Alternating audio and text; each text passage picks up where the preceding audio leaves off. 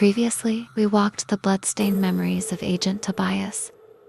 And for once, we saw that not every Western man was born with cruelty in his heart. Beneath the badge, beneath the trigger finger, was just a boy, bruised by poverty, swallowed by war, and shackled to a path he never chose. His crimes were many, but his truth, that took more courage than any battlefield. Tonight, he brings us further, deeper, to where the veil between worlds thins, where the air trembles with verses not of this earth, and where shadows speak in tongues older than time. This isn't just war. This is a battle written in the ink of God's words. A horror beyond flesh. A war only faith can survive. This is the OriDjinn Part 2.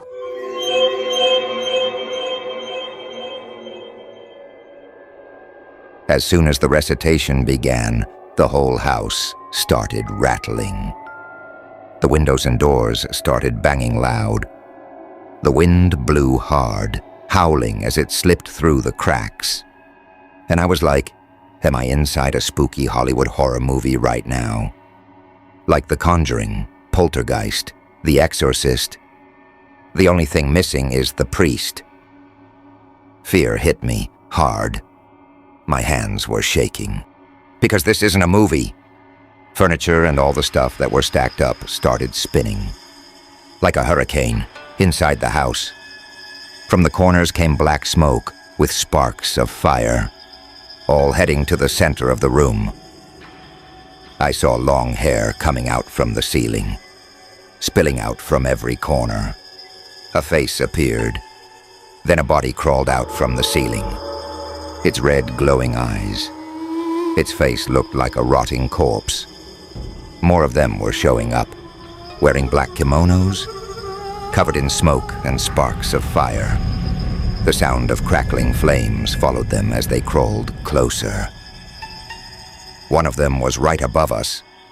Her hair dangled, looking down. She tried to speak, but what came out sounded like wood knocking on wood. It was so loud I wanted to run, but Jahangir held me back. He was reciting something that sounds like Quranic verses. Then that thing started floating in midair. They all moved toward Auntie Khadijah, Indera, Jalil, and Aisha. Their fingers glowed with fire. Then came that eerie, deafening laughter. It hurt our ears. They circled around them, laughing. They attacked, hands full of fire. But the attacks bounced off, like some kind of dome was shielding them. I saw Dr. Norman. He said he worships himself. But now the man was trembling. From the looks of it, seems like Dr. Norman himself is deathly afraid of those things. Although he had his own legion of jinns, the jinns are less superior than those things materializing in front of us. It makes Dr. Norman's jinns look like little kiddies as compared to these demons. Jahangir had to tap him to bring him back to his senses, so he could focus on treating us. I saw Auntie Khadijah and Indera grab some salt from a container, and they threw it at those things. When the salt touched them, they burned. And man, things got crazy. They wailed, flying wild, eyes glowing even brighter. They tried attacking us, but the circle of salt protected us. They couldn't get through. That's when I realized what the salt was for. Jahangir kept reciting verses. He grabbed some more salt and threw it. It burned them upon contact, making those things scatter for their lives. Some of them ran to the ceiling. But there were still a few circling us. Jahangir was in pain. So I grabbed some salt myself and threw it at the rest. They stopped and shielded their faces. But Jahangir told me to stop. He said I was making it worse. I stopped. Now they're all standing, back on the ground. That creepy wood-knocking sound came again. and every scary thing was just standing still. They walked slowly to the center of the room, forming a circle. The shaking stopped, the banging doors and windows gone. All I could hear now were Quranic verses, recited by Auntie Khadijah, Indra, Jalil, Aisha, and Jahangir. Then suddenly, the floor turned to black, muddy soil. The smell, oh my God, like rotting dead bodies. Those demonic things, or jinns called Qorin, they melted into the black soil. And then snakes appeared. Huge snakes. The sound of bells clanging. Voices whispering and chanting came from the snakes, and they slowly turned into black smoke with sparks of fire. From that smoke, a legion of samurai jinns appeared. They formed a circle, and from that circle came one massive samurai, kneeling, head reaching the ceiling, eyes on Khadijah and Indra. Then he pointed at Jalil. Suddenly, everyone was in a forest in Japan, but still stuck in that salt circle. We saw two identical young men walking towards a small Shinto altar. One of them said, "What do you think you were doing, Jalal?" "Let's take this Hina doll and play Hitori Kakurenbo with it," replied the other. Jalal, my son. Aisha blurted out. Jalil grabbed her, shut her mouth, stopping her. "But why?" Jalil asked. "How long are you going to let Ibu suffer?" Jalal snapped. The moment Jalal touched the doll, the place shifted. We were now inside a college classroom at night. We watched Jalal perform the Hitori Kakurenbo ritual. Then he walked to the professor's desk. Suddenly the floor turned to that same muddy black soil. The snakes emerged again, just like before.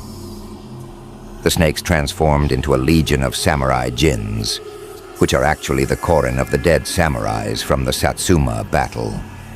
A huge samurai stood in the center, its eyes glowing, looking straight at Jalal. "Who dares summon us?" The voice came from the huge samurai. Jalal pulled out a photo from his pocket, a photo of his father. He placed it at the samurai's feet. Then he took out a small branch, with hair tied around it. "This is my father, and these are all his Western American jinns." The samurai stepped back. "American jinns?" "Yes, warrior of Satsuma. I call on you to unleash your revenge on the country that destroyed your honor." "Forget it. Go home." The samurai said. "Why?" Jalal asked. "You can't perform the ritual to kill your father and his legion of jinns." "I know. That's why I call upon you."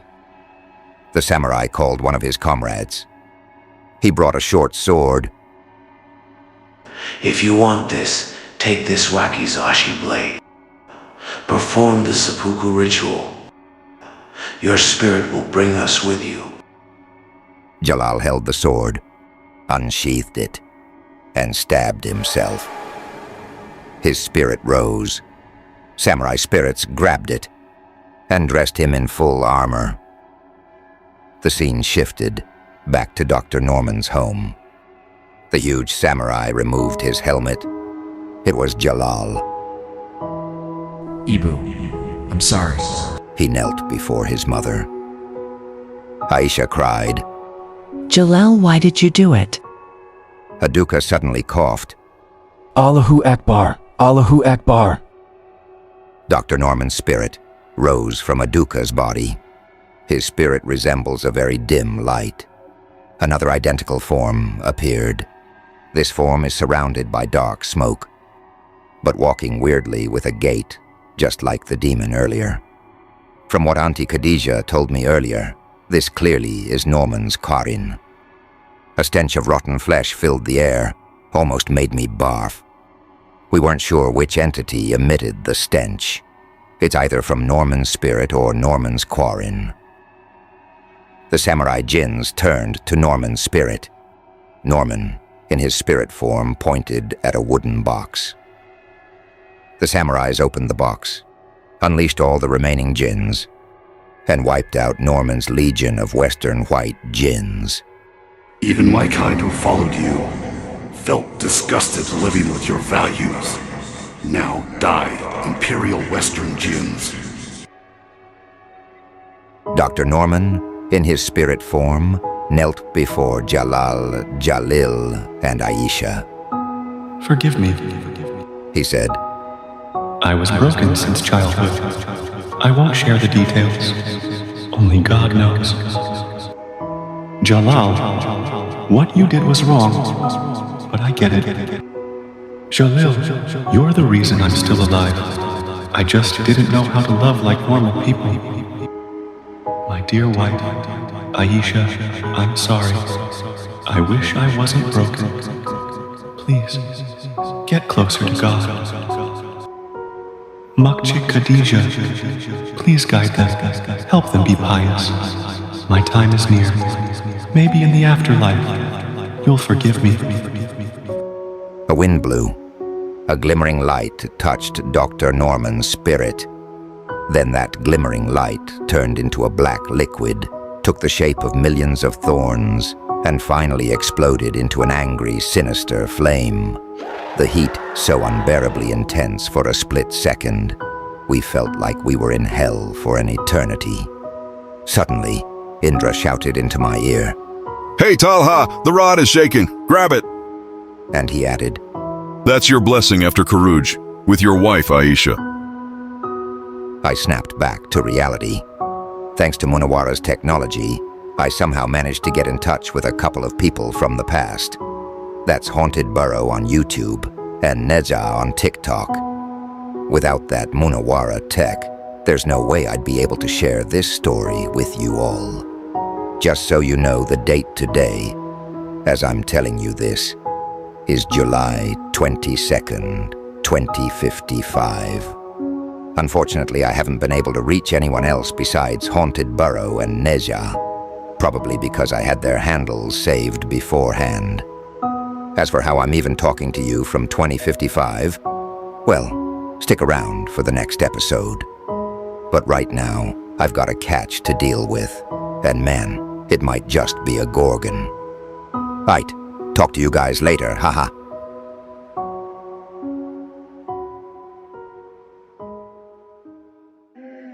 Before you go, I invite you to share this story with someone who still believes in the power of faith, or someone who has sworn it off forever.